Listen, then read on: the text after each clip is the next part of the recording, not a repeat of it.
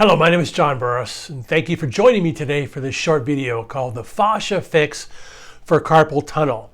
In today's video, I'll be sharing with you some new insights into new anatomy and how we look at the arm, the wrist, and all the muscles, tendons, and connective tissue, and give you a new idea, a new perspective on carpal tunnel. Carpal tunnel is an issue that arises for 20 million Americans and 300 million people worldwide, where they start to get pain in their wrist, and many times they'll get injections to try to calm the nerve, or they'll have surgery to try to open up the carpal tunnel canal. So the bottom line is the wrist is not really where it's coming from. Even though you're feeling pain in the wrist, it's not about a wrist issue. It's a whole arm issue. And in order to cure carpal tunnel, we need to look at two things. One, the whole arm, and two, the fascia, which is the connective tissue that surrounds the muscle tissue. So I'll be sharing with you a new way to perceive your arm issue, your carpal tunnel issue, and give you some new insights on how to be well and how to heal. So many people, once again, get surgery or they have anti-inflammatory drugs or injections to try to quell the pain, but it's really not coming from the wrist area. It's coming from farther up, closer to the elbow. And it's not necessarily a nerve issue or even a muscular issue. It's usually a fascia issue.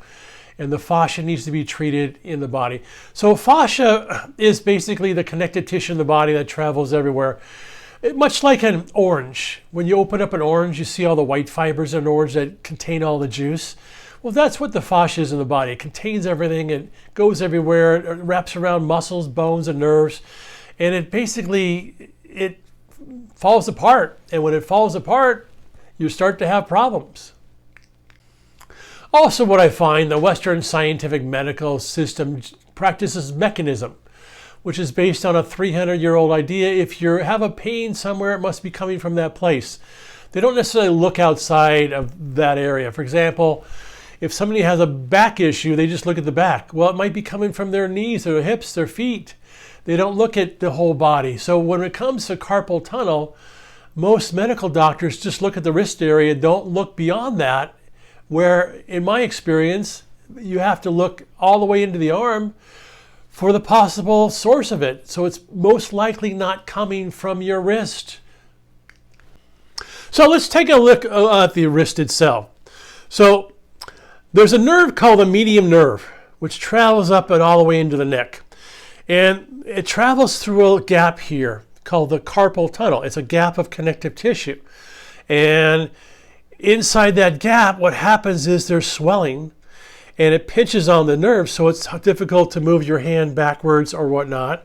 And it's more comfortable keeping it straight and flat.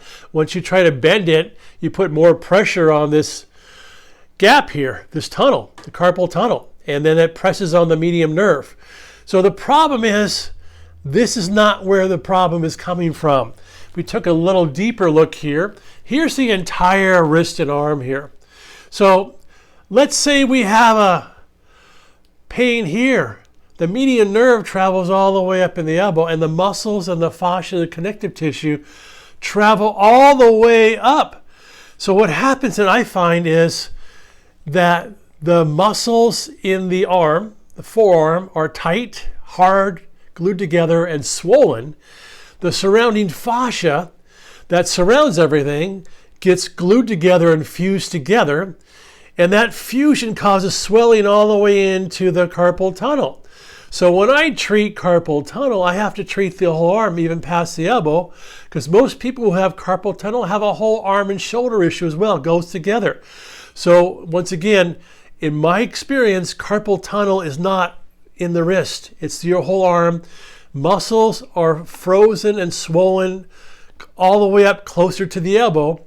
The fascia tissue that surrounds those muscles is literally glued together and frozen, and that swelling travels all the way into your wrist. So in order to properly cure carpal tunnel, you have to treat the whole arm. And that's not what's being done today, but that's how I see it as a fascia bodywork and a wellness consultant. So there's three main nerves that travel down the arm from the neck: the ulnar nerve, the radial nerve, and the medial nerve. And it's the medial nerve that travels through this carpal tunnel here, and there isn't enough room, and because of the swelling in the forearm muscles and the fascia tissue hardening and swelling, that it causes not enough room for that nerve to pass through, so it starts to affect the nerve here. So once again, the issue is not going to come from here. It actually comes from here. And unless we treat the whole arm, we're going to be missing the point of the whole thing.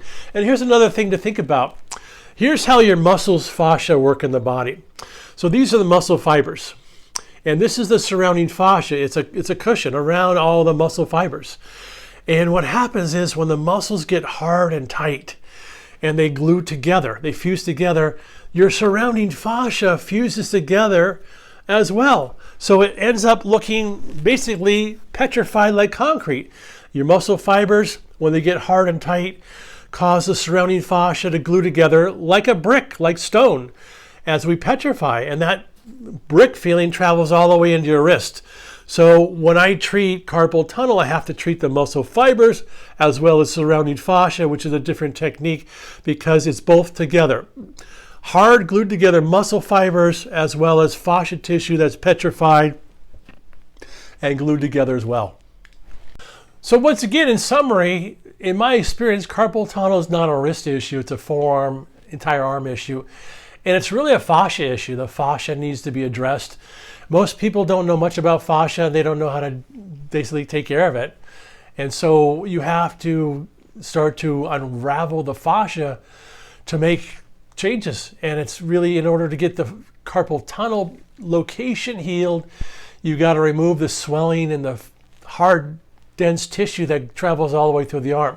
So what are some of the reasons why people have carpal tunnel? Well, it could be an injury. You might have fallen down, broken a bone in your wrist many years ago, and it never really healed correctly, causes scar tissue and swelling, and that might be the source of your carpal tunnel. It might be from repetitive stress, repetitive motion, like if you're a tennis player, you play a lot of tennis. The banging of the racket over and over again is going to cause a buildup of tension, forearm muscle tightness, and then fascia hardening over time. And that will eventually, it could lead to carpal tunnel.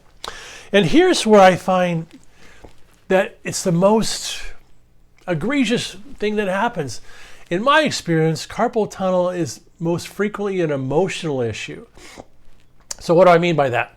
Well, most people when they sleep, they're not very relaxed because of how we're raised. We're put in a crib to go fight for our life at night when we're young and an infant.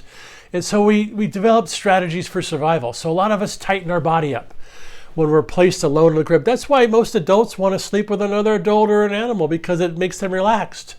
So when you don't have the relaxation response, you're at nighttime, you're holding on. That's why people grind their teeth at night. They tighten their eyes at night. They tighten their neck at night.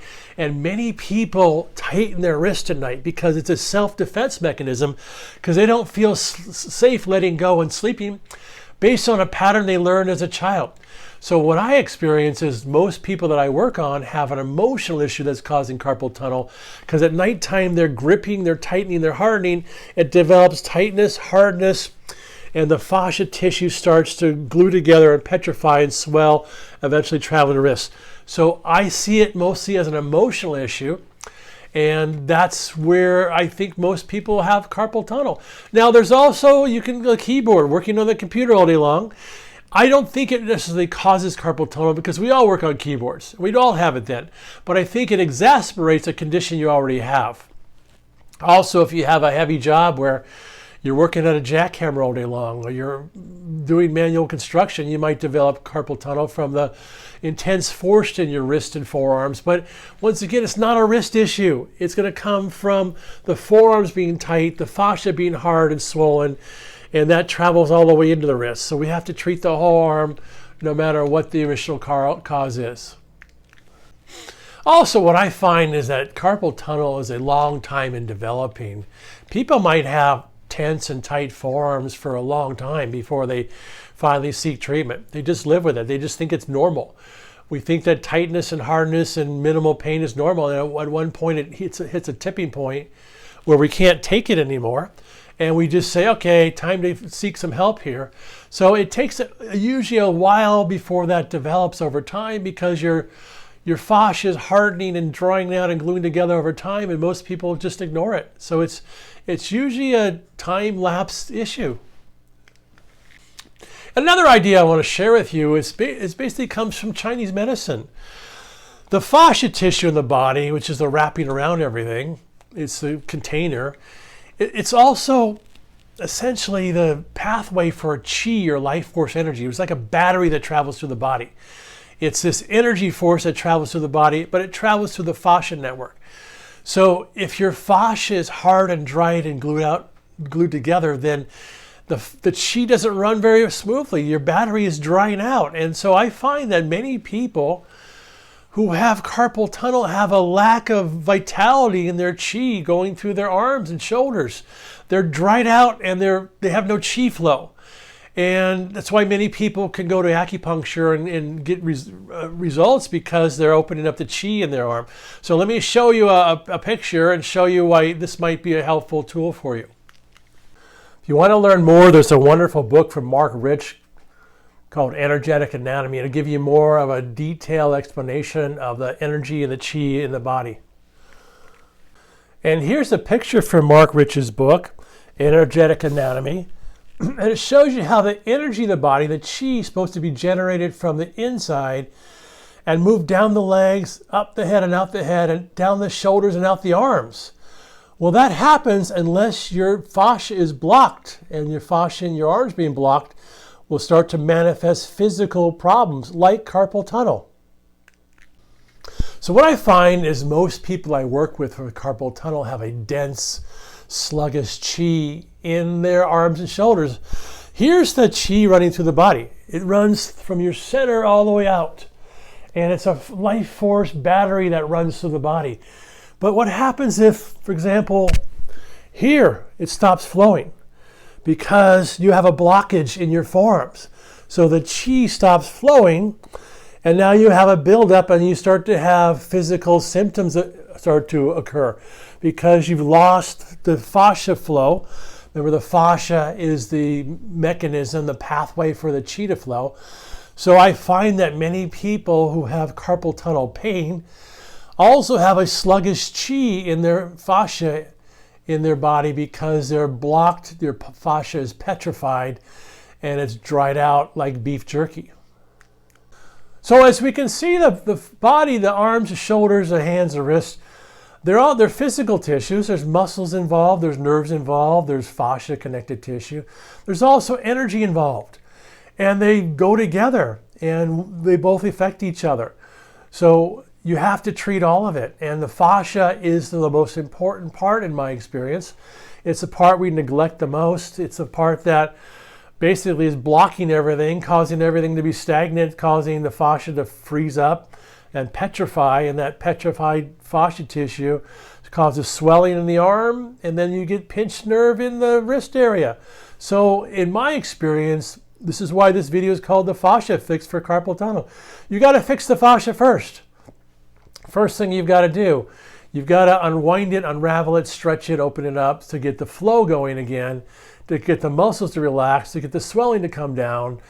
That's the first thing that has to happen. So what are some of the solutions for people with carpal tunnel? Well, if they want just pain-free, go get surgery, go get injections, anti-inflammatories. They will take away the pain. In most cases, you can wear a wrist splint, but you're not going to cure your problem because you haven't gotten to the source of it if you just treat the wrist with surgical or non-surgical Western medical standards. So in order to cure the problem, here's some things I suggest. You can get a heating pad. A heating pad starts to get some movement going on.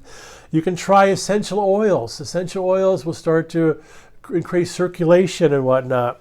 You can shake your wrists and arms out a lot. Remember, in my experience, most people are holding on at night and tight. Wake up in the morning and shake yourself out. Shake out your wrists and shoulders and get the energy of all the holding on shaking out.